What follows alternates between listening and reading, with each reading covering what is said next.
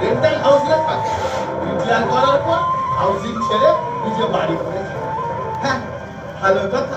আমি কিন্তু নাটকের সূত্রধার নাকি বলে, তার মানে কিন্তু আমি হলাম হরিদাস পালের খুব কাছের বন্ধু, পরে চৈত্য হয়ে ইঞ্জিনিয়ার। আমার বন্ধুর বয়স ৬২, চুলে কলপ করে, ব্যায়াম করে রোজ সকালে, আরো অনেক কিছু আছে, পরে আস্তে আস্তে দেখতে পাবো। বাড়িতে হরিদাস স্ত্রী কাত্যায়নী আর এক মেয়ে আছে শাঞ্চু, ওই যে রোগী আসছে, আমি যাই। হলো সেই পাঁচালি পড়বে তো? বলো বল। তখনই বলেছিলাম, 1000 বার বলেছিলাম, বাড়ি করতে যেও না,